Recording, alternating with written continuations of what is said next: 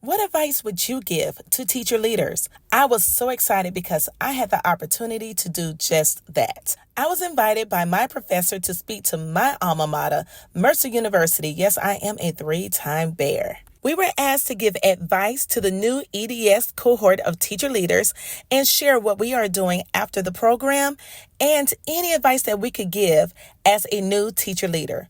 What advice would you give? I would love for you to share. Come on, guys. This is our community. Put it in the comments below. This is what I had to say. Anything, and this is just my advice to you all, anything that you can do that's going to show your teacher leadership skills, do it. So don't be afraid to ask to shadow. I've even was able to put in PD days to shadow coaches at other schools.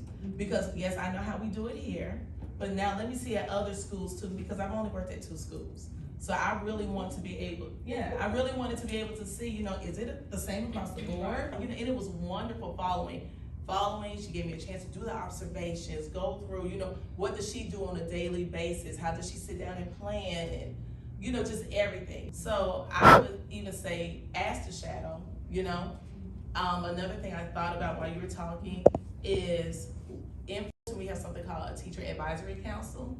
I wasn't able to serve on that yet, and I loved it because now you're not just dealing with administrators, you're with the board members in the district level. And you're helping to put the input from, I'm a teacher in the classroom, this is what I see going on. And you're able to help and change maybe policies or procedures or what can take place in the school system as a whole. It's not even just your school, And it's also networking opportunities. So, okay, this is going to sound so simple, but be your authentic self. The type of teacher be who you are so you can be the best teacher in the classroom. I found myself trying to change myself as a teacher because I came in all like, okay, here we go, everyone. That's how I am. I really am that person, right? We're going to memorize this through a little rap song and we're going to dance it out. You ready? And my students were really learning it that way.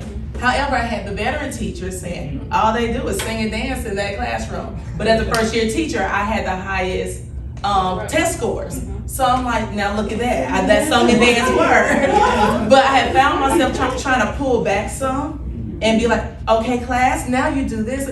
But that's not me. So now they know, I walk into that room, I am my authentic self.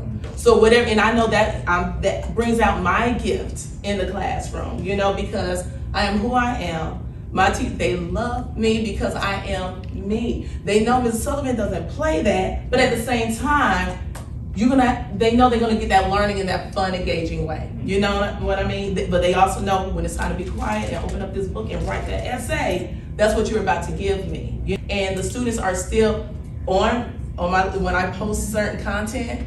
So you all follow me, the Hype Educator, okay? YouTube, all platforms. But when I post those things, my students are saying, I still sing that song in 7th grade to write my expository essay. Like that feels good. Don't forget to put your advice in the comments below.